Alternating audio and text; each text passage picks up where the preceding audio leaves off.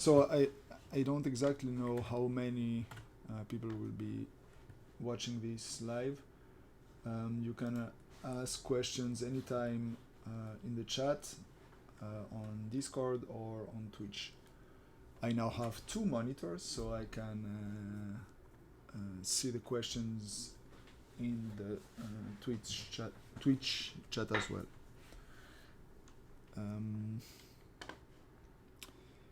Okay. So maybe before we start, do not hesitate if you have questions to ask questions on Discord as well about Palabos, some help you might need or something, because it's too difficult for me to watch the forum regularly. I always forget.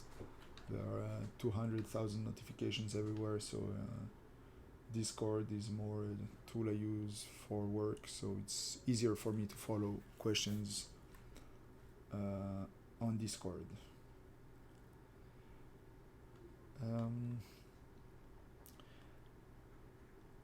Next, the other sorry. So the other important things, maybe just so you know what we are currently working on. So I am working on it actually. I'm trying to make the continuous integration of Palabos a bit more reliable. For the moment, we are only testing compilation for Linux systems. Now there is an attempt to make it also for Mac OS X and Windows as well. We are also trying to have non-regression tests, which were not available until now. It was just done by hand from now and then. So yeah, we are progressing towards this, and maybe some rewrite of Palabos as well, of some of the parts for more modern C++. We'll see how this goes. Okay, so maybe we can start, I would say. So today the idea is to talk about units in the Lattice Boltzmann method, because it's a topic that is always very difficult for people to get a grasp on, because it's not something that you usually encounter in other methods. Okay, so this is a bit particular in the Lattice Boltzmann method, that we are using these so-called lattice units. So how maybe a word, why are we doing this? So normally now you should see my something like a whiteboard, I hope.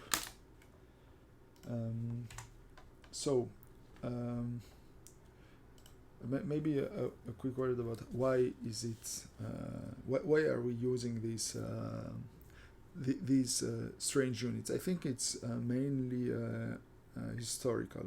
Okay, so oops, maybe in red is a bit aggressive.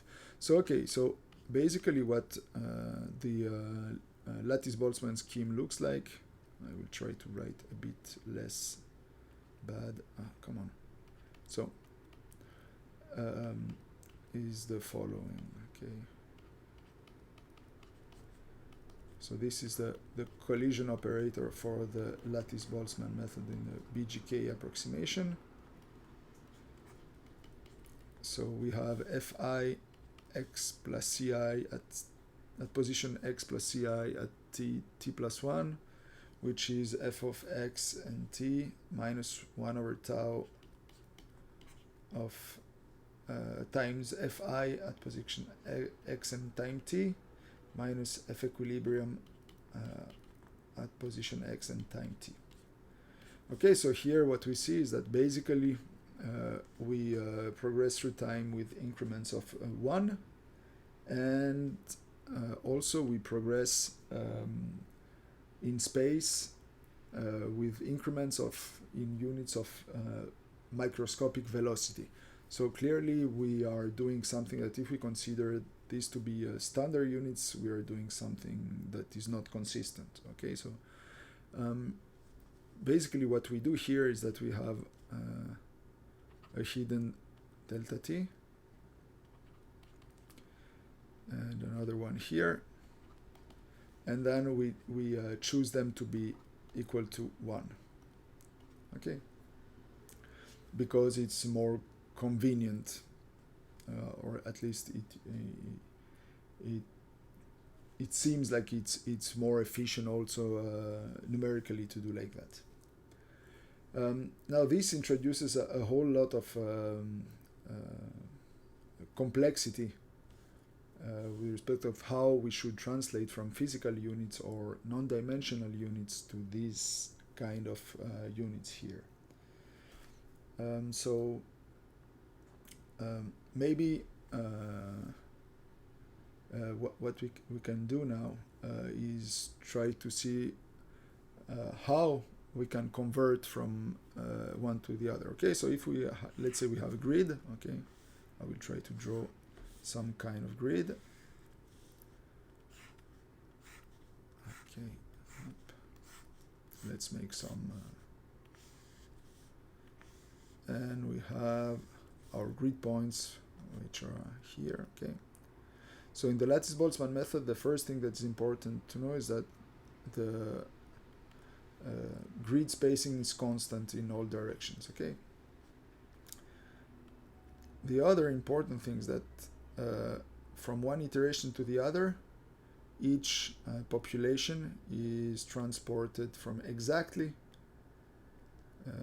one grid point to the other. Okay, so it really goes like this. Okay, so this streaming operation is exact, which means that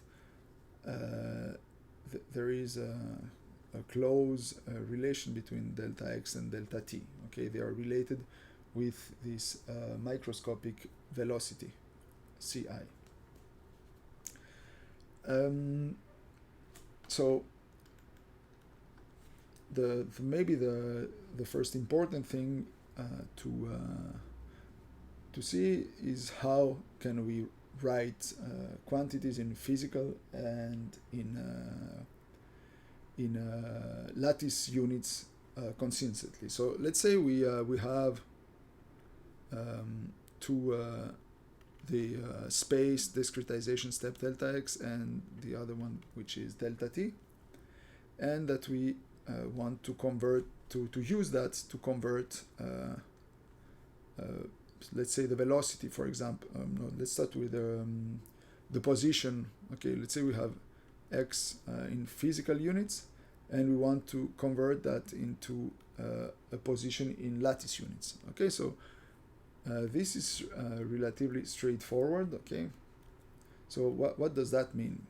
First of all, so let's say we have here our xy axis. So in physical units, some vector here, let's say this is very badly drawn, so we have here some, say, xp in physical units, and it represents exactly the same vector in lattice units. So in lattice units, it's just an integer. Okay, we have here 0, 1, 2, and 3. Okay, so this is the fourth mesh grid point in the x direction and the second in the y direction. These are integers. Okay, so to translate between both of them, the only thing we know is to know what physical meaning. So what is the physical length of delta x, basically. Okay. Come on, why am I unable to use that? Okay, so it's nothing else than the physical position, which is equal to the position in lattice units times delta x. So this is, I guess, relatively straightforward how to build that. So usually when we so the only question is how do we define this delta x here. So the idea usually is to when you are looking at fluid flows is to define characteristic length scales. Okay, so you have characteristic length scales. So what could be a characteristic length scale for a flow? Let's say we have, say here, the flow past the cylinder. Let's draw a magnificent cylinder here. Can I draw it? No, I don't think I can. Oh yes, I can even draw a circle here. Okay, so let's say we have magnificent flow past the cylinder here, and usually a possibility to define a characteristic length here is to use the diameter of the cylinder, okay, for example d. So the way to define delta x is to say, okay, how many points, grid points do I want in d? And that's it basically. So if I want, say, 10 grid points, or here we have only 2 in the diameter, then delta x will be this number of this characteristic length over this number of grid points minus 1. Okay, and we have defined our delta x. So this is relatively straightforward to do. Okay, for the physical time, things are exactly the same. Okay, so we have a physical time that is a time in lattice units times the delta t. Now this one is a bit more tricky to define than delta x. Why? Because it is not straightforward and easy to know which is the characteristic time scale of a fluid flow. Okay, usually you don't have a quantity to say, okay, yeah, in this flow the time scale, the characteristic time scale is 1 second, for example. Usually you need something a bit more tricky. So the quantities you usually can control is the characteristic velocity of your flow or the viscosity of your flow. Both of these quantities contain information about the time scale.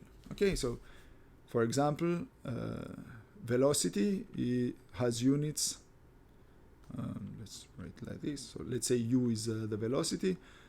The velocity has units of a length over a time. Okay, so now if we define a characteristic velocity, hidden in it we have defined it with respect to a characteristic length scale and a characteristic time scale.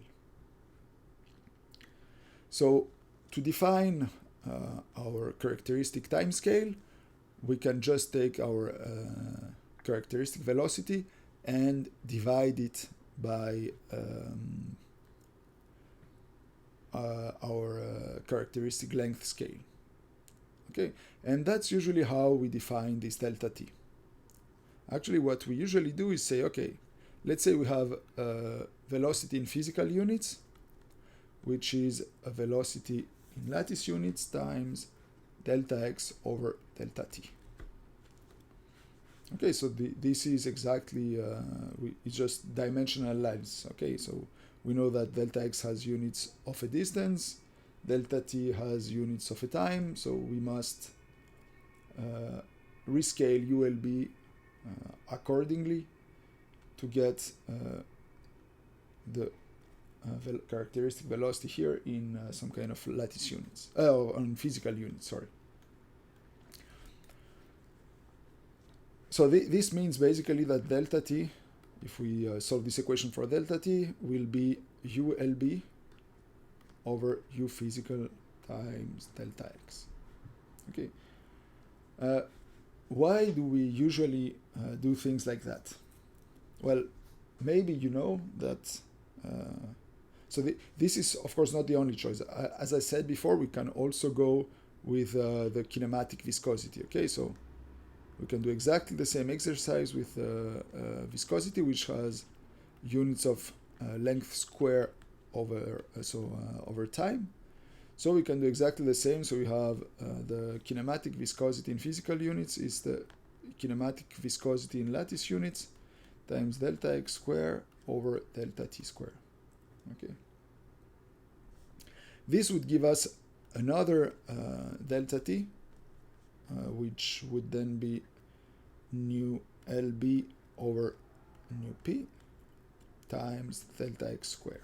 Okay, so these are two alternative. You cannot impose both of them in a simulation. Okay, so these are alternative ways of basically defining a characteristic timescale of your flow. Okay, so or the way you which has an impact on the way you define your delta t. If you think that the characteristic timescale of your flow is guided by your characteristic velocity, because you have more inertial effects, then velocity is more appropriate, is a more natural way to go. Conversely, if you think that your flow is guided by viscous effects, then maybe rescaling, so choosing your time step with respect to viscosity makes more sense. Okay.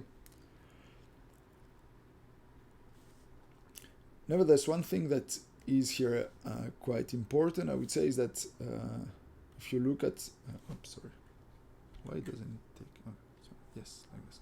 So one thing to note here is that we have a dependency of delta x, which of delta t. Sorry, we have delta x depending on delta x in both cases. Okay, each time we usually define delta x as a multiple of delta x or delta x squared, depending on what is the characteristic timescale we want to use. Is it an inertia timescale or a viscous timescale? Okay, so now thing we see is that basically we have a choice to make here. Okay, so we must choose, let's say, let's keep for the moment only this way of defining our time scale with respect to velocity. So let me write here delta t, which is ULB over U physical times delta t. So usually you may or may not know your physical velocity. Usually you know it, you have an experiment or of some kind. So this is a normally known quantity. This is delta x, sorry. If you have any questions, do not hesitate to interrupt me in the chat or even activate your microphone and just say something. So usually U physical is a known quantity. This is, as we said before, d over n minus 1. So d is the characteristic length scale of your flow. It's also known, and n is your resolution. So usually that's the first thing you impose, the resolution. So you are left with a free parameter here that you are completely free to choose. Okay, so ULB here is a parameter you can choose as you want. So how should it be chosen? So usually what you know is that this ULB, so in lattice units, must be much smaller than the sound speed. Okay, so in most lattices, this one, so again in lattice units, you know that CS squared in most common lattices is 1/3. Okay, so this is the case for D2Q9, D3Q15, 19, 27. When you go to higher order lattices, this no longer holds, but let's say that for the moment it's just to to help you identify what are meaning by this, okay? So we have this velocity that has some kind of constraint here, which is relatively strong. We cannot choose ULB as large as we want, okay? So it basically constrains the size of delta t here. So typically you would not want to have it much larger than, say, 0.1 for incompressible flows. So this is the so-called incompressibility constraint, okay? When you're using order 2 equilibrium, you need to have a small ULB in order for your approximation to be correct, okay? So I don't know if you remember this, but or if you know it, but F equilibrium in the athermal case, in the continuous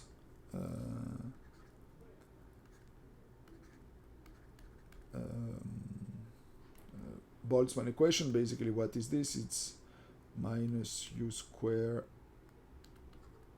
minus c. Let's keep the same units, the same notations, over 2 times theta. So to the power dimension over 2. Okay.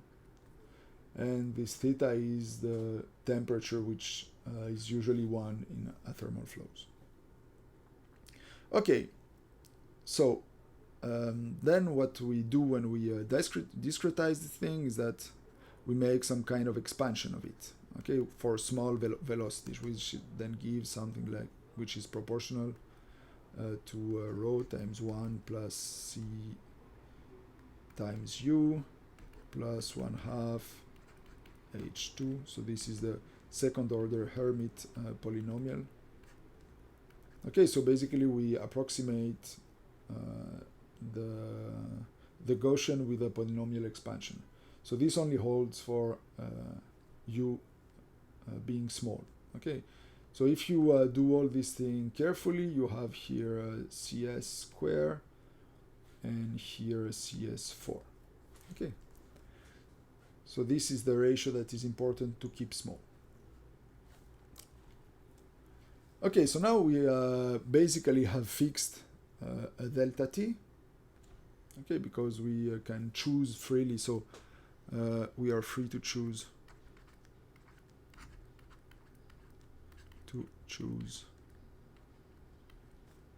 ULB as we want, as long as it is smaller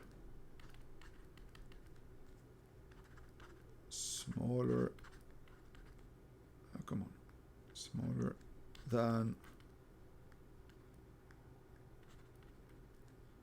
0.1, say.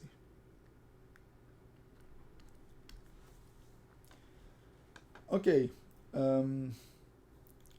so now the next so this is okay. From here now we can basically derive all the physical quantities. We have a delta x and a delta t. Okay, so we can derive pretty much any other macroscopic quantities. So we can translate units between all other macroscopic quantities. Okay, so for example, the strain rate,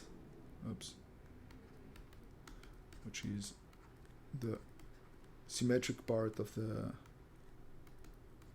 velocity gradients. This would have units of 1 over delta t, okay? So this is 1 over length, this is length over time. So basically to go from one to the other, from physical units to lattice units, we just divide by delta t. Okay, so this is exactly the same for pretty much any kind of quantities. The only exception, maybe the only thing we do not have defined here yet, is how we translate the density. So we have rho in physical units, which is related to density in lattice units. Basically, this is related with how we translate mass from lattice to physical units. So what about mass? So here it's much easier, I would say. Why? Because the lattice Boltzmann equation is invariant if you multiply it by a scalar. So basically F, so the density population, is proportional, has the same units as a density. So it's a mass over a volume. So in 3D, this is a length, the cube. Okay.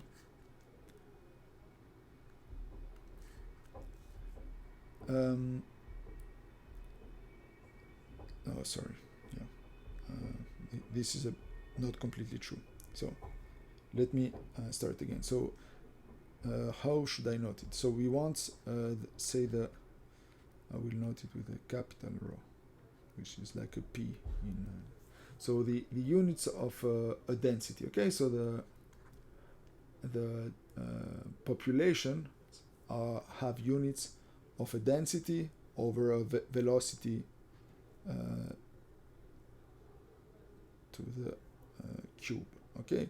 How do we know that? Because the density is nothing else than the integral over the velocity space. So there are three directions. So it's a triple integral here.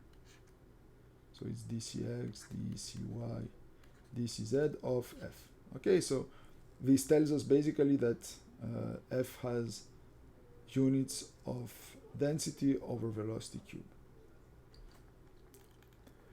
Now, if we look at the Boltzmann equation in discrete or not discrete form, what we see is that I let you do that as an exercise. It is that if we multiply everything by a constant, which could be here delta rho, for example, nothing changes. Okay, you still solve exactly the same equation.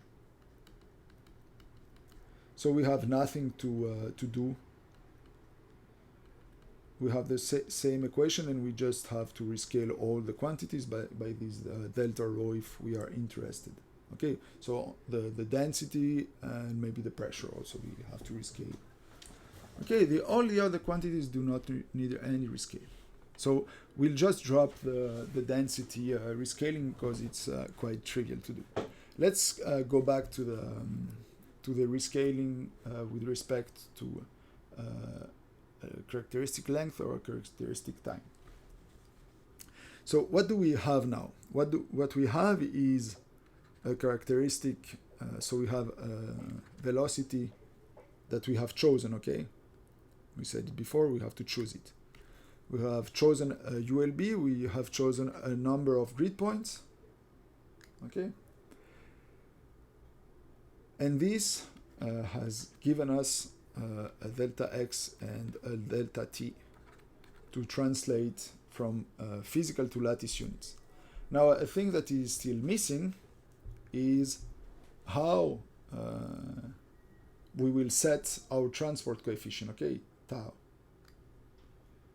How should we fix tau? This is cannot be derived only from here, okay? So what we usually want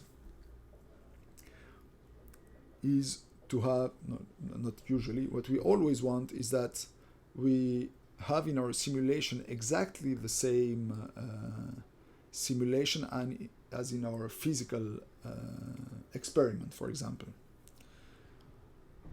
And how do we define the physical properties of such system? This is done through a dimensionalization of our physical experiment. Okay, so how is that done in practice? So you all know the incompressible Navier-Stokes. So let me just write here that what we are looking now is how should we define ULB. Okay, so what we usually do when we are looking at the Navier-Stokes equation in the incompressible limit is that we have two equations, okay? So let me put a P here to say that it's in physical units. So we have the divergence of U, which is null, and we have dt up plus up times up, which is minus 1 over some constant density, the gradient of P, plus the divergence, so 2 times the times the viscosity times the divergence of the strain rate tensor. Okay, so this is in physical units. So this is usually how we represent fluids, and from these kind of equations we can now start to do dimensionalization. Okay, so we will reuse our reference length scales. Okay, so say that we can define a non-dimensional length scale, which is x in physical units divided by our characteristic length scale we named d before, and we do exactly the same with the time, which is time in physical units divided by characteristic time, which we in turn rewrite as the characteristic time, which is given by the characteristic velocity. Okay, so we instead of directly giving some value to this t, we just go from u physical to so this is a star. We go from u star to up divided by some characteristic value, say u.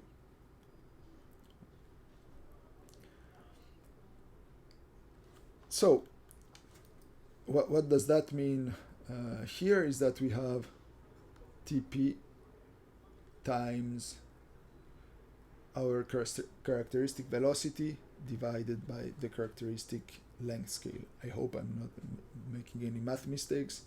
If I am, just write something in a chat or something. So maybe let me ask you in the Discord chat if there is anybody present, if you are following.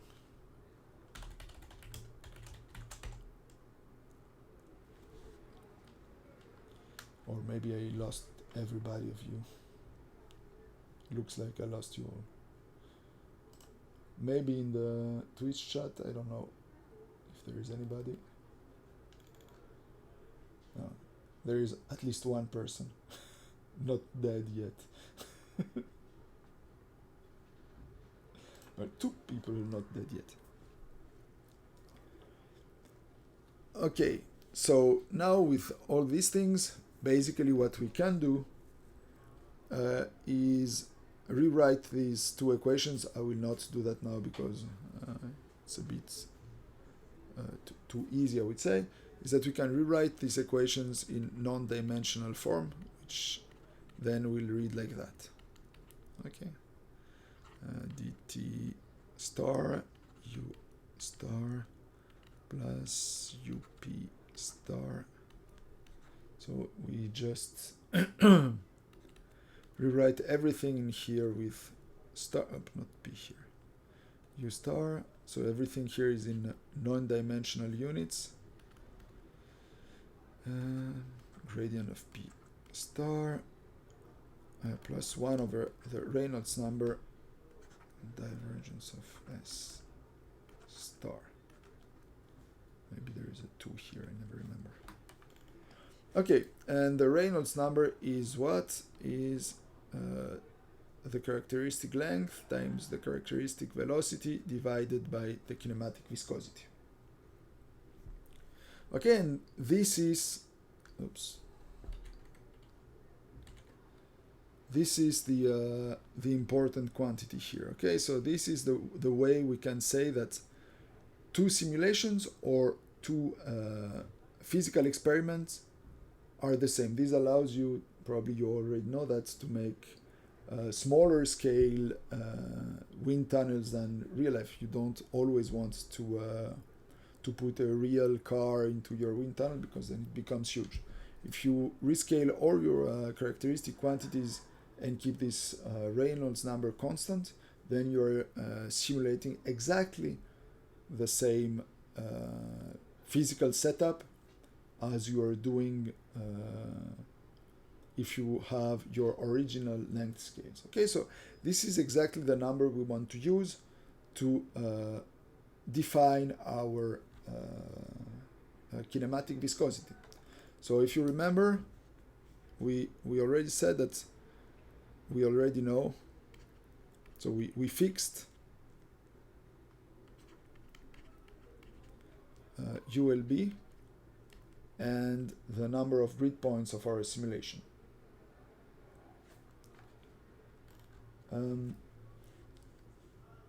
This is already known. Okay, so this is the velocity in lattice units and the number of grid points in characteristic length scale. Okay, and now we want to know also what is the kinematic viscosity in lattice units. How does that go? We simply use the Reynolds number. Okay, so from your physical setup, you know that you have fixed d, up, and nu p. Okay, so these are known quantities, and from these you can simply compute the Reynolds number. Okay, now you keep your Reynolds number constant, so it's the same here, and what you do is that you keep all your thing in lattice units. Okay, oops, so you have ULB times n over nu LB.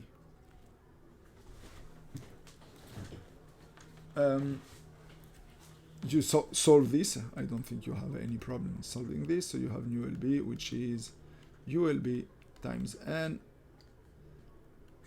over the Reynolds number.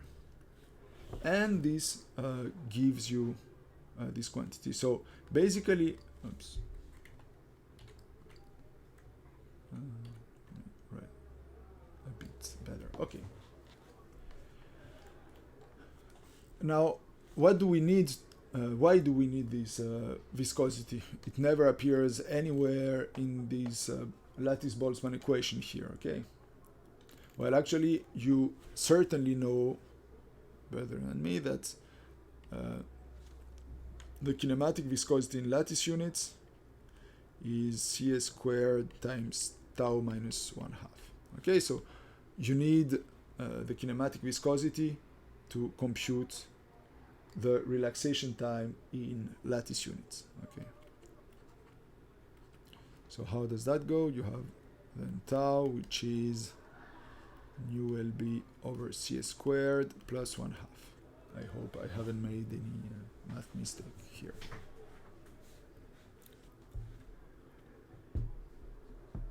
Okay, now you are finished basically. You can start your simulation. You know from delta x and delta t you can rescale ULB, the pressure, the strain rate, all these things you can translate them back into U physical, strain physical, whatever. Okay, it's just multiplying, dividing in the appropriate manner with our delta x and delta t. So pretty easy, no? Nothing too complex. Nevertheless, it is a bit complicated because usually people are not used to it. Okay, so this non-dimensionalization of equations is very important in fluid flows, and it requires some training to use properly. Okay, so maybe now that we said all that, we can have a look at how it is currently implemented in Palabos. So we need to go to our editor. Yes. So, okay. So all the units in Palabos are defined in SRC core units. Okay. So you have a certain amount of helper functions. Let's just take an example maybe. I think cylinder 2D, where is it? Cylinder 2D will just do the trick. Okay. So it is not required to always use this helper function, this helper class, this helper class which is called incomp flow param. Okay, it's not mandatory. I just want to explain to you how this works, so it's not too much destabilizing when you first see that. Okay, so we are here in a 2D simulation of a flow past a cylinder. Okay,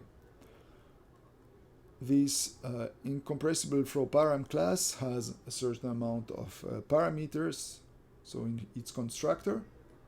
So it takes the velocity in lattice units, it takes the Reynolds number, which has no units by definition, it takes the length in mesh points of the characteristic length scale, and it takes two extra parameters which are not used for translating units, but which define the size of your computational domain. Okay, so Lx and Ly are the size of your computational domain in the x and y direction. Now you see that these are a bit strangely defined here, because you see that it's 6 and 1. It's not...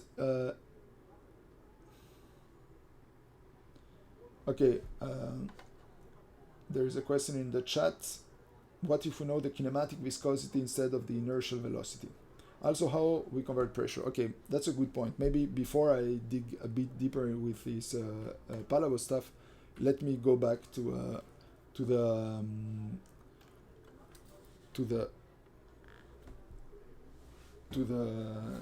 this question here. So first, let's see what happens with pressure. Okay. So basically, pressure. If we omit, so we say that we are in non-dimensional, so we already divided everywhere by a fixed density. Okay, we don't want to because it's just a number. Okay. Oh, I forgot to change the screen. Number 2. Sorry. There we go. Thanks for remark. Do not hesitate to try to reduce stupid things like that.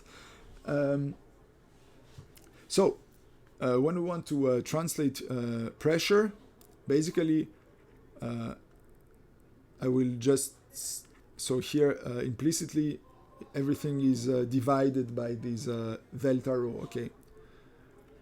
So, which is just, as I said before, a number, and it does not really require anything. You just take it. So in lattice units, rho LB is 1, and in physical units, it's just 1 times delta rho, your density actually. Okay, so maybe I just write it here once. So we have rho in physical units, which is rho LB, times some delta rho. And usually what we do is that this is 1. So basically, to rescale density, you just define delta rho as being your physical density. Okay. So for water, for example, it would be, I don't know, 1,000 kilogram per cubic meter. Now, if we want to rescale pressure, the important part of the rescaling of the pressure, you can, so let's see P in physical units. So this has units of,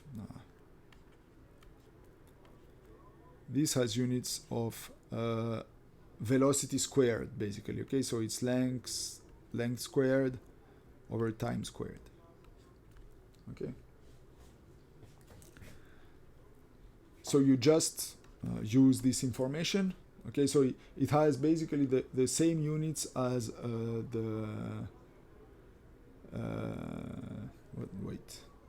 I wrote something wrong here or not? No, it's okay, I think. So it has, so to remind you of that is that when you look at the equation, you have something like that is that has the same units than dt over u. Okay, so the Navier-Stokes equations look like this: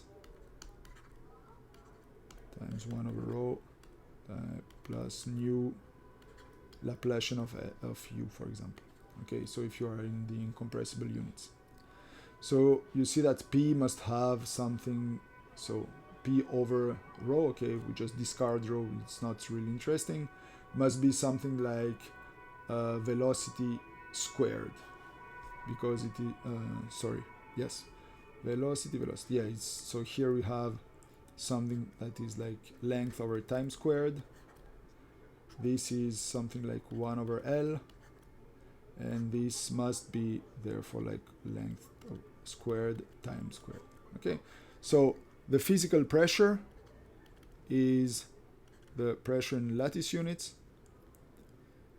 I'll come to how we compute this in a moment, times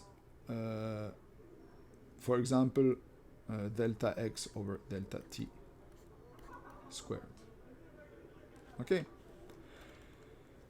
now one complex part is how should we compute this one. Okay, so we know that PLB is CS squared times rho LB, so that's pretty much it. Well, almost, because actually what we are usually interested in is the pressure variation.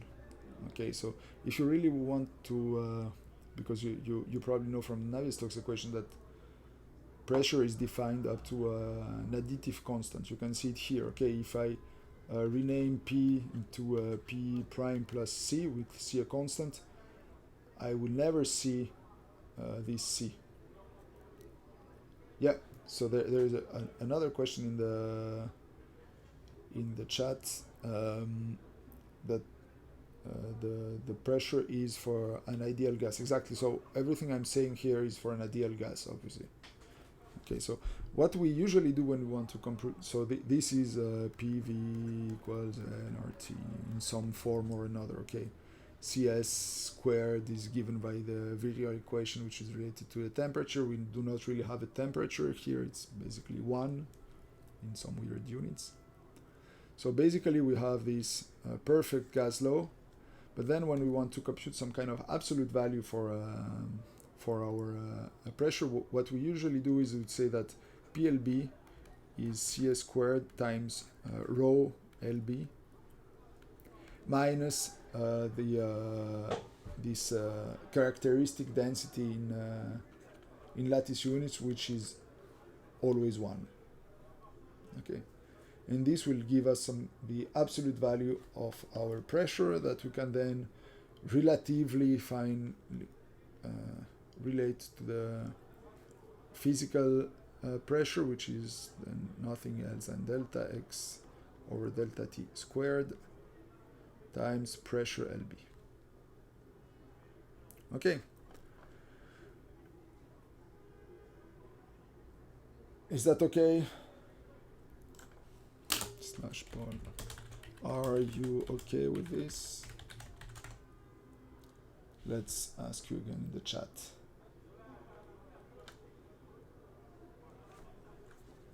Okay, so now this was the first part of the question. The second one was about what if we only know the viscosity. So this can certainly happen. So let's go back a couple of minutes ago, or half an hour ago. We said that we can define delta t as ULB over UP times delta x. Okay. Now, if we this ULB, Now we don't want that anymore. We want to use the viscosity. Okay, so we have nu p, which is nu lb times delta x squared over delta t. So this means that delta t will be nu lb over nu physical delta x squared. Okay, so again, delta x squared is supposed to be always known, basically. You know what the characteristics scale of your fluid in lattice units, so the number of grid points you want, or the characteristic length in physical units, the characteristic length of your domain. So this is known. Now, usually you also know the physical viscosity, and you are left with choosing basically the viscosity of your fluid in lattice units. Okay, so you can choose nu lb is a free parameter. So you are basically free to choose it as you want. Okay, so basically, usually what you will do is pick rather relaxation time. You will say, okay, tau is nu lb over cs squared plus 1/2. Okay, so if I choose one, this will be also nu lb, which is cs squared tau minus 1. So I will pick a tau which is larger than 1/2. That's a constraint. Viscosity cannot be negative. Or you are trying to reverse time or something. And you just say, okay, I pick a tau, I don't know, tau equal 1, because it's usually very stable and whatever. Okay, you just can choose it to an arbitrary value. And then, so you are left with, as known quantities, nu lb, n, and the Reynolds number, okay, because you want to translate from your physical units to your lattice units. And to do that, you need to be sure that you are simulating the same system. Okay. So what does that mean? It means that you will have u lb, which will be given by, can I do this? So re times nu lb over n. Okay. Now, and everything should be fine. Now, one problem when you do that is that depending on the different values you have here, you cannot guarantee that this will be much smaller than CS. Okay. It may need some tweaking when you choose tau. Okay. You can easily find a case where, let's say, Reynolds will be like 100, nu will be 1, this will be like 100, I don't know, completely random numbers, and then you end up with a u in lattice units which is 1. This will give you, of course, an unstable simulation. Okay. It will just abominably crash because your time step will be too large. Okay, basically, that's what this says. Okay, so you can, of course, use the viscosity as a reference for your simulation, but keep in mind that you will then have to check if your physical velocity in lattice units is consistent. Okay, so this is important. Okay, did that answer your question about how we use kinematic viscosity instead of velocity at GRC? Great. Okay, Oh, maybe as a side note, that is really related to that. So usually when you say that your viscosity is the characteristic length scale of your simulation, it may mean that you are simulating very low Reynolds number flows. Okay, so what happens if Ray here is very low? Let's say, for just the sake of the argument, that these two here have a magnitude, let's say, of order of magnitude of 1 or something. Okay, now if the Reynolds number is very small, what happens? You have ULB, so let's say, I don't know, like 10 to the minus 5 or something. So really something very small.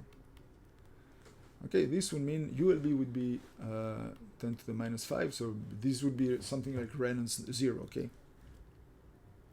So what will that mean? Well, what that means is that you will have, so let me recall you the relation between delta T and all these things. So you have U physical, yeah, how should I write that? Yeah, basically ULB is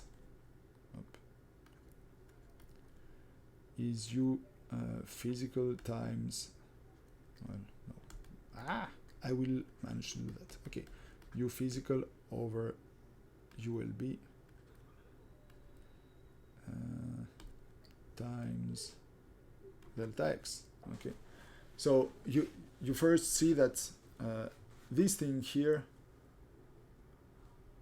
will very probably require that U physical is also very small. Okay, so this is okay. So let's say that this is like 10 to the minus 5 too in physical units, and then what you end up with is usually with the delta T, which is very, very, very, very small. Okay, so we can see it from the direct definition from, where is it? Here. Okay, when you have a very small Reynolds number, chances are that the physical viscosity is very large.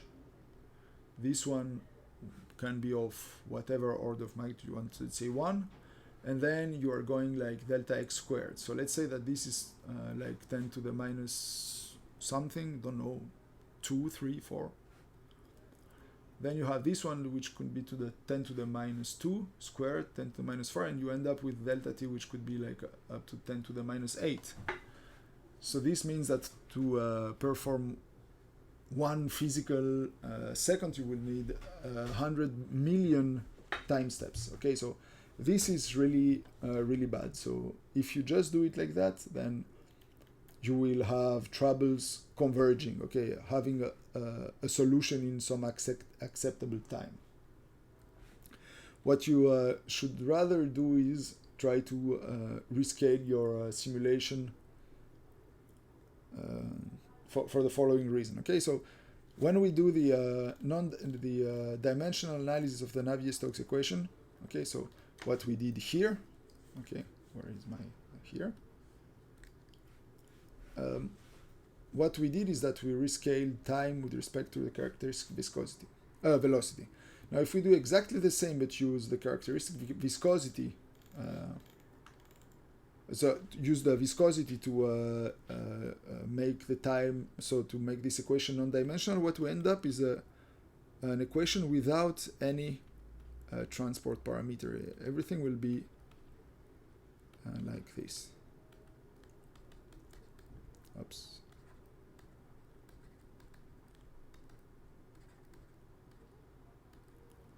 I forgot all the stars, I guess. Okay, so what we see is that this thing is completely invariant with respect to viscosity or whatever, or the transport coefficient. They are basically gone. So what you can do is always rescale everything up or down, independent on the viscosity. Okay, so this needs a bit of reflection of your part, but if you are interested in very low Reynolds number simulations, keep in mind that this will first give you, if you do not do things in a clever way, you will have to wait for billion of time steps to have converged simulation, and that you can do better by rescaling everything to a reasonably low Reynolds number. Okay, you can have exactly the same result because they are invariant with respect to the viscosity, your results. Okay, in non-dimensional units. Okay, so if you rescale your physical units, then your physical time scale, you can always end up with something that is relevant. Okay, so let's go back now to Palabos and how things are done there. I need the editor. Okay, I'm back to the editor. So let's repeat. So we have this helper class, which can be found in the units.ah file, which is in SRC core of Palabos. And this file, so this helper class has physical units in lattice units, the Reynolds number, non-dimensional, so this is the same in any units. The size of your domain in of the characteristic length scale of your simulation. Here it's 100. Let's see, so it's a flow past a cylinder. So your characteristic length scale will consist of 100 grid points, and then you have Lx and Ly. Lx and Ly, it's a bit not weird, but it's defined always with respect. So it's a multiple of your characteristic length scale. In the vast majority of literature, when you look at a paper where they're doing a simulation, what they are giving you the size of the domain is usually in units of the characteristic length scale, so multiples of the characteristic length scale. So this means that your domain here will have 100 times 6 grid points in the x direction and 100 grid points in the y direction. Okay.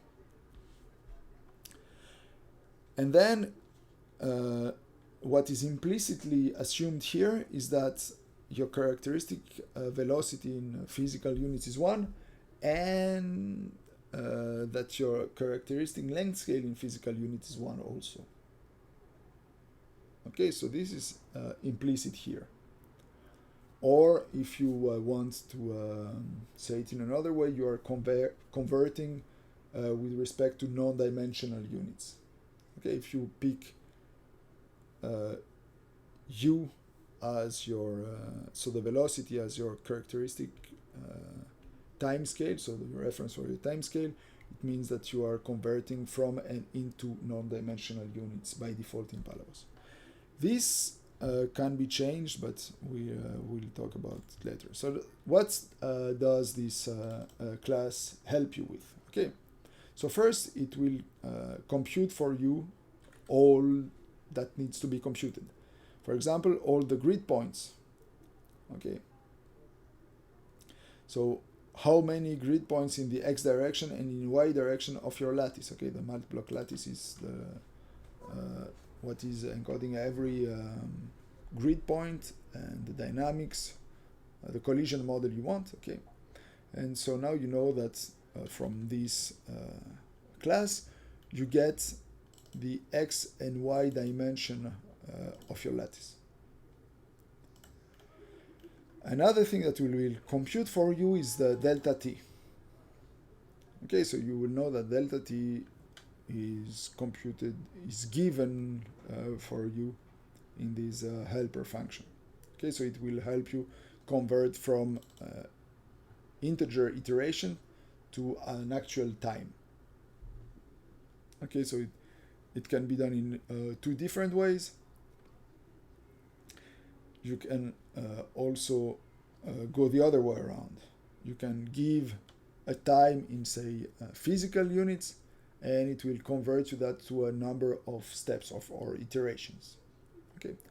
The other thing I forgot here, of course, is that it also computes you omega, which is 1 over tau. Okay, it gives you the transport coefficient of your Boltzmann equation, which is the relaxation time or the relaxation frequency. Okay, so everything is done for you here. What you must keep in mind when you're using this class is that everything is done with respect to your characteristic length scale. Okay, so the size of your domain will be in multiples of your characteristic length scale. The size here is also the one of your characteristic length scale in physical units, which is chosen as 1. Okay. There is a way to add a bit more content. So you have an alternative constructor here, which basically adds two things. Okay, it adds a physical characteristic velocity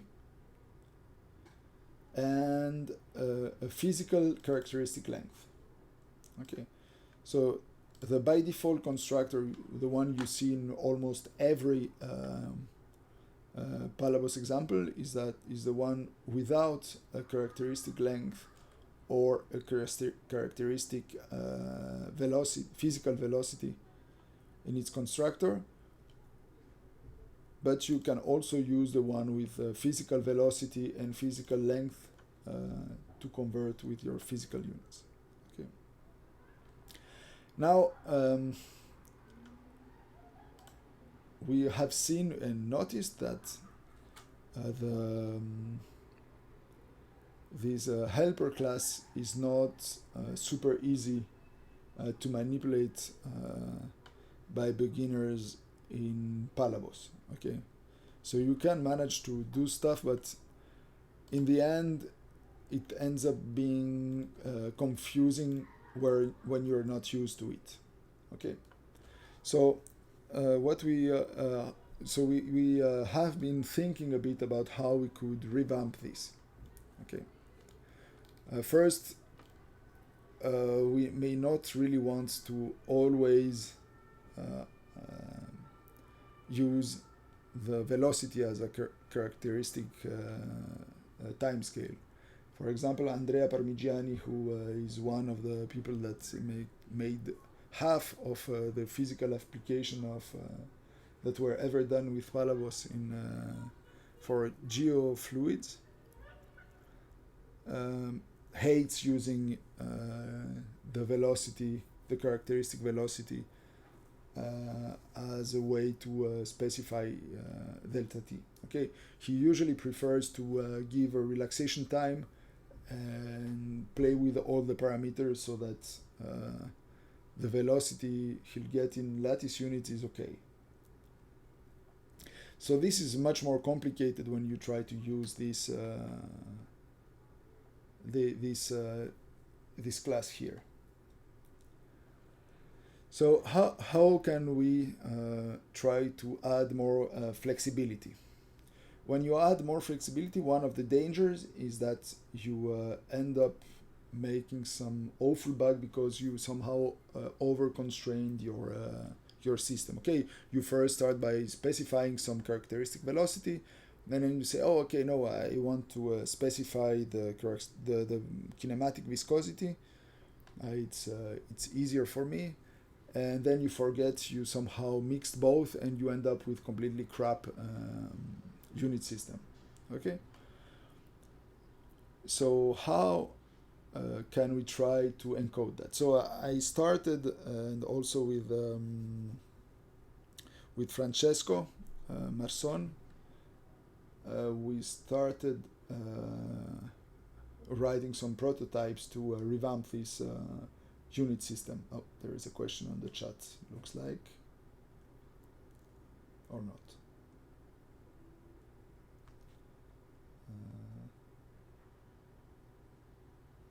So the question, if you have 3 degrees of freedom. Basically what we are free to choose is, so yes and no, we have actually 2.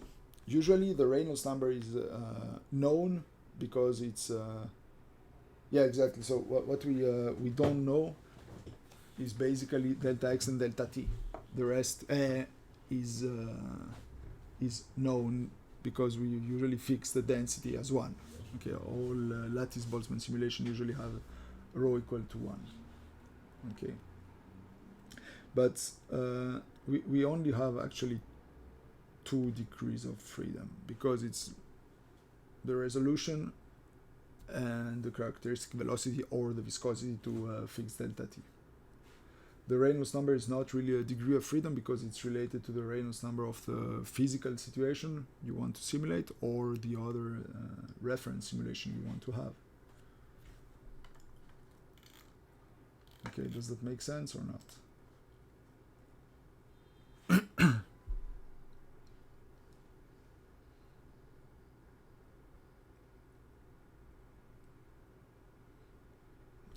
Perfect. Okay, so what?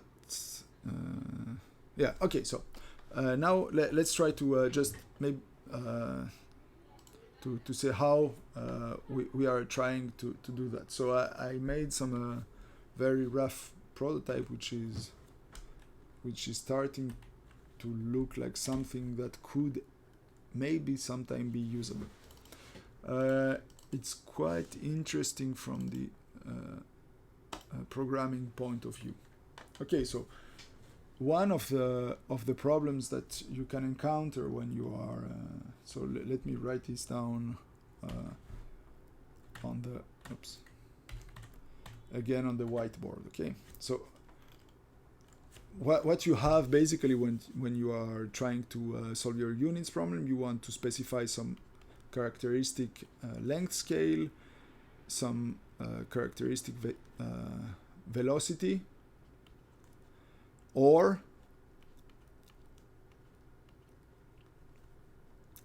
in one way or another some characteristic viscosity.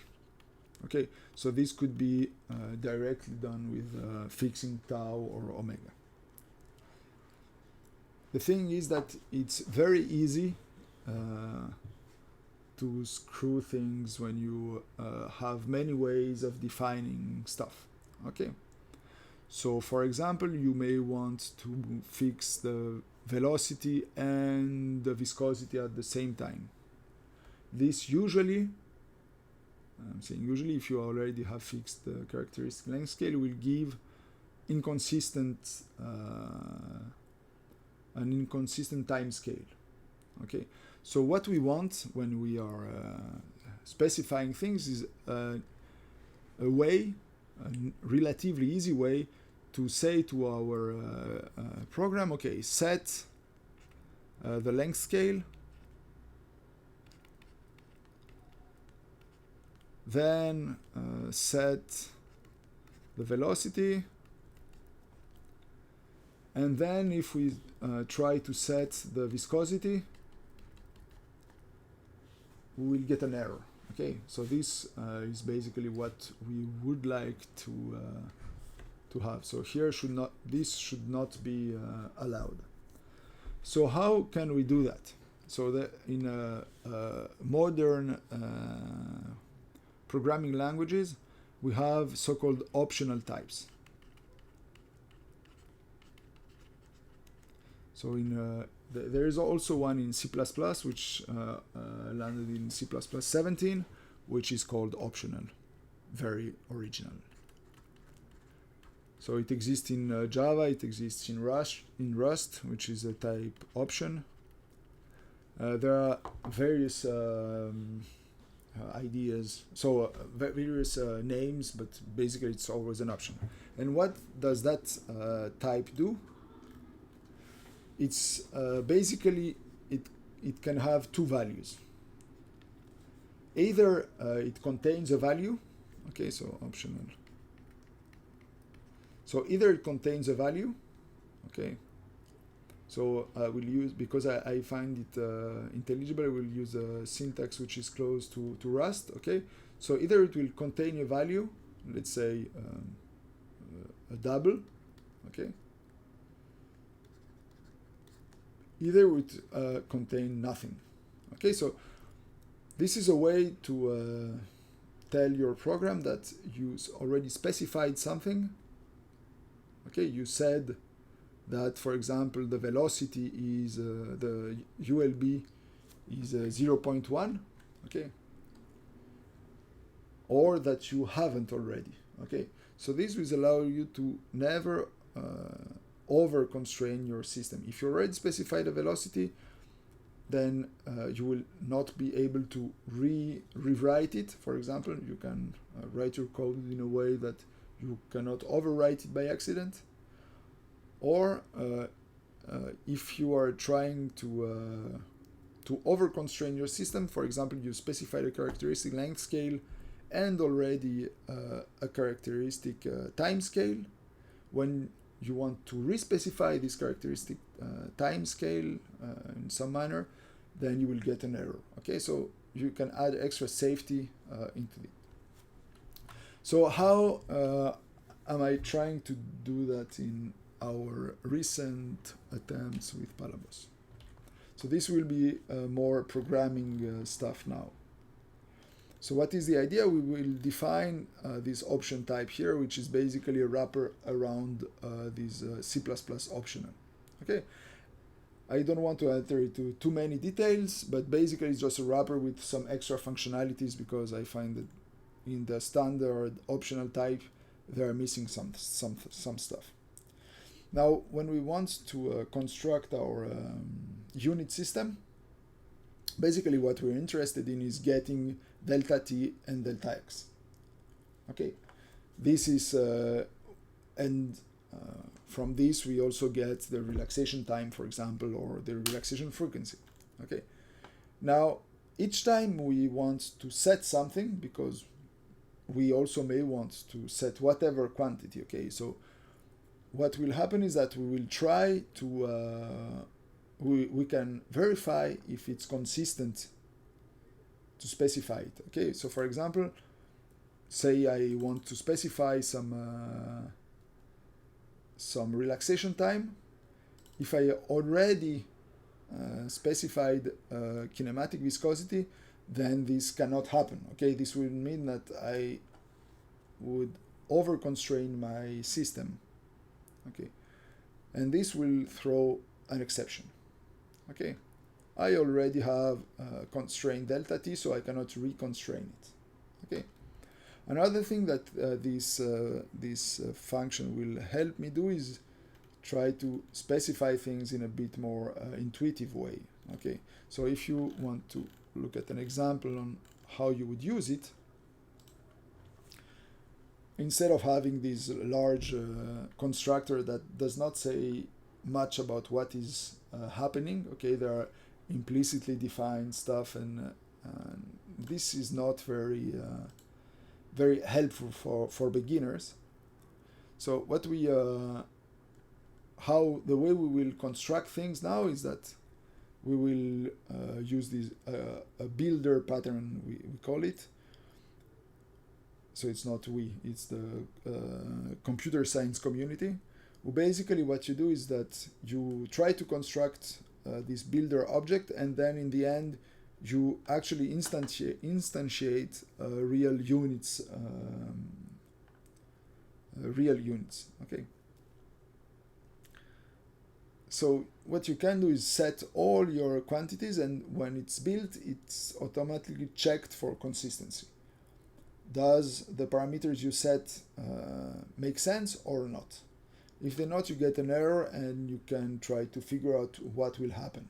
Okay, how to change things to make things consistent. For example, here I want to build some units, and I want ULB to be set to 0.01, U physically, which will be 1, the characteristic length scale in physical units will be 2, the characteristic length in lattice units will be 10.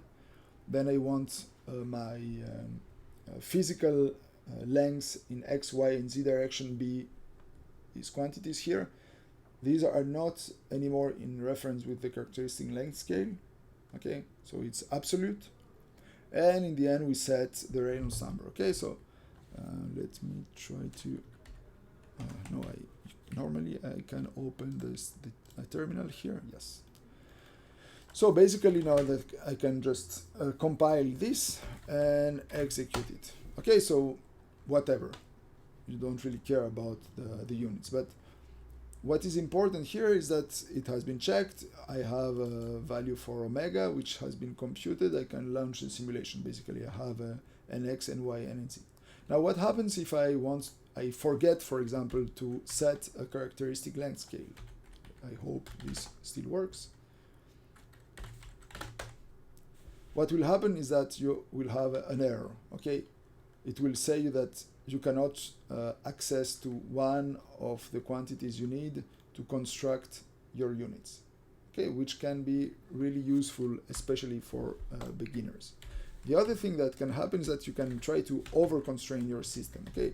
When we're in this state here, without this set delta x, all our quantities were defined in an appropriate manner, okay? Delta x is implicitly defined here because we have a characteristic length and a characteristic in physical units and a characteristic length in lattice units, okay?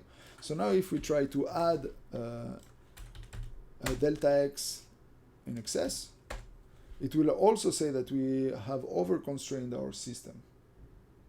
Okay, so here we see that we have an exception that is thrown, and it also gives us a meaningful error message.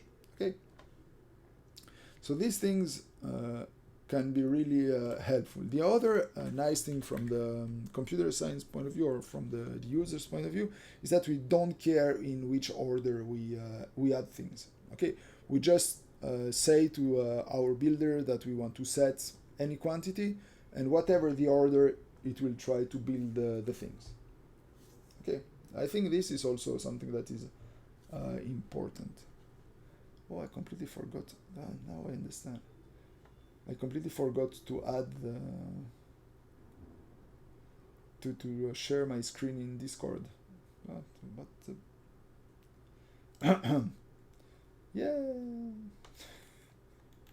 I prepared everything and forgot to click go live. This is very intelligent. Congrats to me. Yeah. Sorry for that. Okay, well, that went well.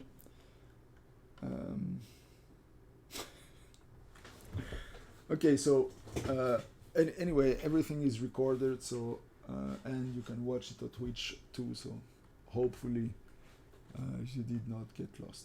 Well, anyway. Okay.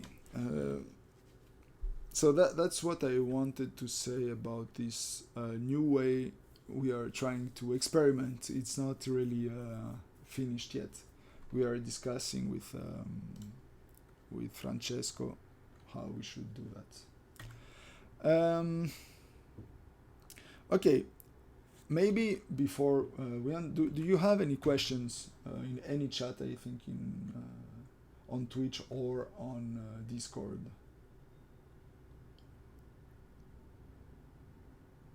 For the moment, looks okay. So maybe let me just go back to our example with Palabos and our cylinder. There are maybe a few things that need clarification still. Okay, so let's go to our cylinder 2D again. One thing that is important to know in Palabos is that all quantities are given in lattice units by default. Okay, so when you specify, for example, velocity as a boundary condition, you will always need to give it in lattice units. Okay, so for example, here our simulation is just a flow past the cylinder. We have a Poiseuille velocity at inlet. This Poiseuille velocity will be given in lattice units. Okay. Exactly for the same reason, any force, for example, any drag coefficient, any force on an object will be given in lattice units. Okay. The velocity we can get, so compute velocity here, for example, will be also be given in lattice units, and when we write them, we need to rescale them accordingly and appropriately. Okay, so these are rescaled with delta x and delta t appropriately. Okay, so when we write a VTK file, for example, and we want to output the velocity norm, we have to rescale it with delta x over delta t. Exactly the same for the vector field of the velocity. Okay, so this is something that is important to know, is that all these quantities are always in lattice units. Everything you feed Palabos with must be in lattice units. Okay, so if we go to just to show you, maybe when we impose a Poiseuille flow, the velocity we are imposing can be found here, and it's always given in terms of lattice units. So you have the position. Sorry, this is the pressure. We are in the velocity, so we have to rescale our position with the lattice velocity, so the velocity in lattice units. Okay, you cannot feed him directly the physical velocity, because it's guaranteed, almost guaranteed, that you will get into trouble with instabilities. Okay, so it's important to remember that everything in Palabos is always in lattice units and not in physical units or non-dimensional units. Either you want to initialize something, you need to give it the proper units, so the lattice units. Either, and then when you get an output, you must rescale it accordingly to get it in physical units. Okay. So, do you have any question? Let's try to ask something here in the chat. Any question? So you can have a thumbs up or a thumbs down.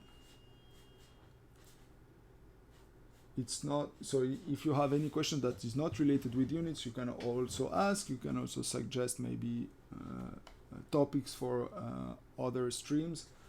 I really would like to make one stream per month. I hope it fits in my schedule.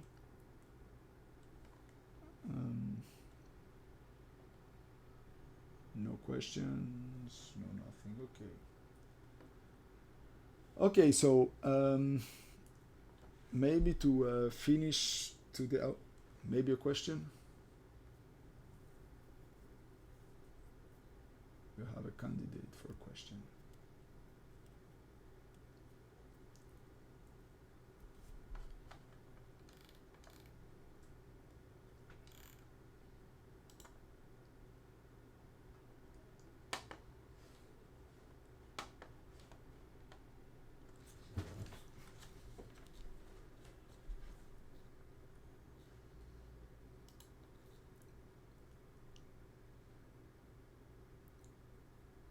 Or maybe not, finally.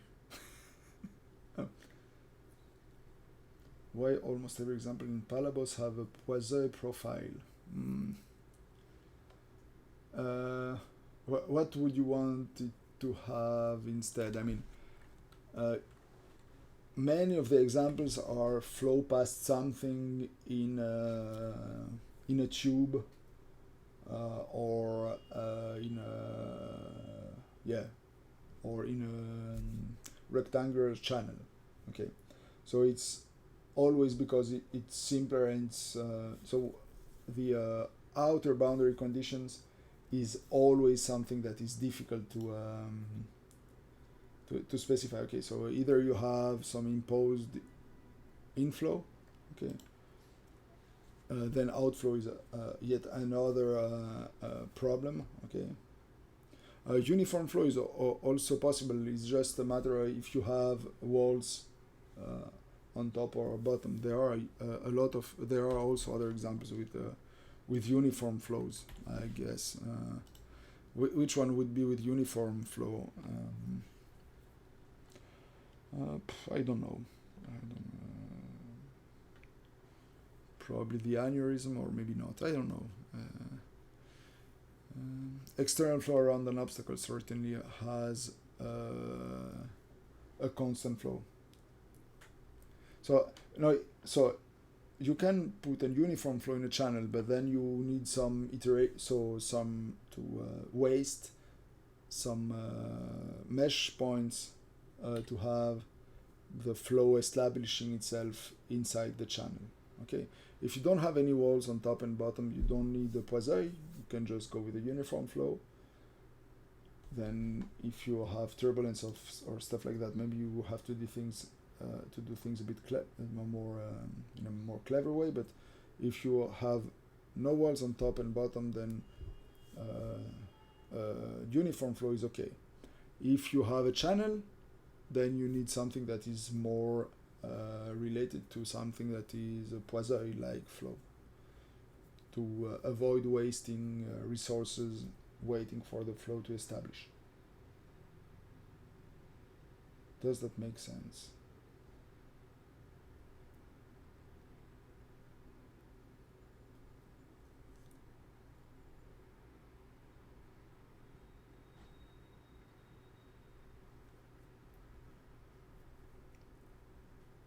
So before trying to answer the second question, Reza, did that answer your question or not?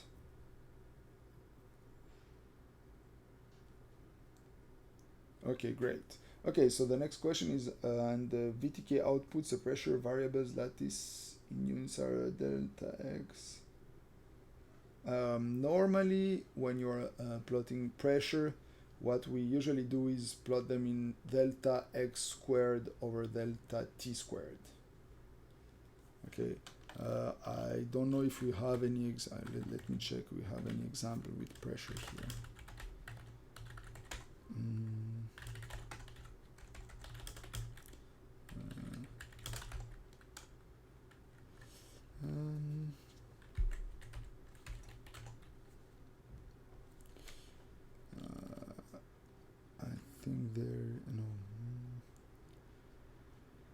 Yeah, so there is an example in general external flow.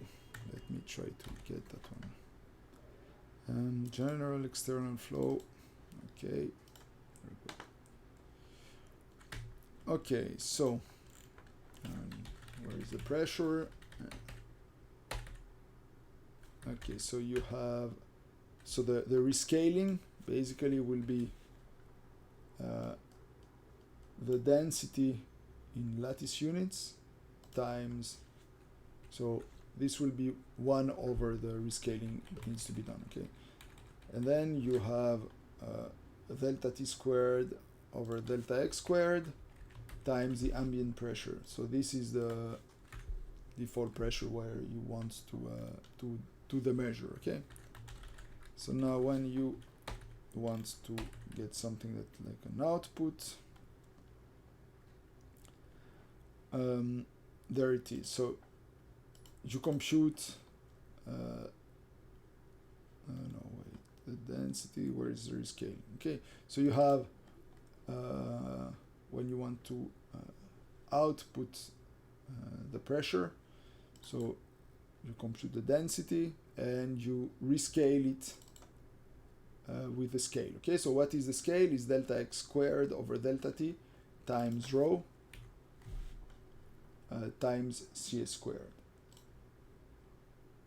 Okay, so this is nothing else than the standard scale you would do for converting from density to pressure. Then you also have an offset, which is this -1 we discussed a bit earlier, and this comes here. Okay, so when you write the data, you have this pressure scale and this pressure offset you can add. Does it make sense?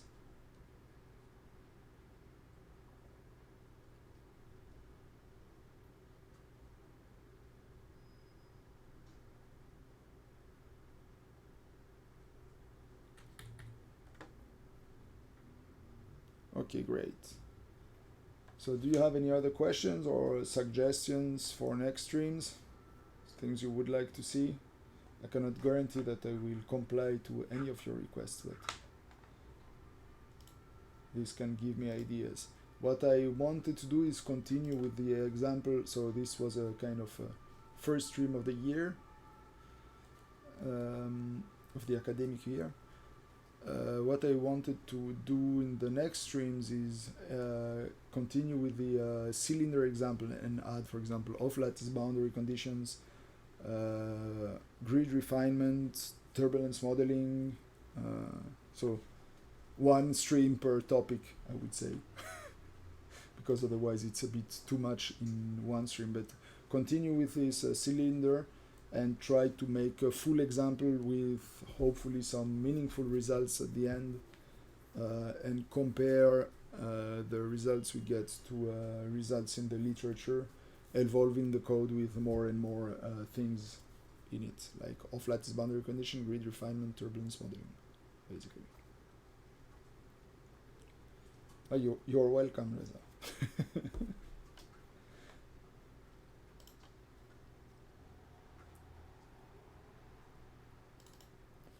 Okay, turbulence modeling. It will certainly come at some point. I don't know if it will be in the next stream or in the next, but it will definitely will be in one of the upcoming streams. Any other question, remark? Okay, perfect. If there is none, then thank you for your attention. I will share the link on Twitter and also here in Discord with the recording. So yeah, I hope you can rewatch it like 10,000 times. Hopefully it will be useful to somebody. Okay, perfect. So see you like next month or something. I don't know when the next stream will be, but I guess in something like 1 month.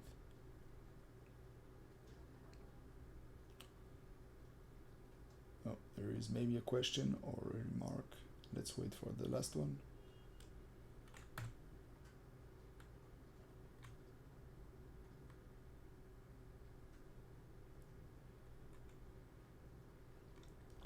Okay, well, let me already stop this.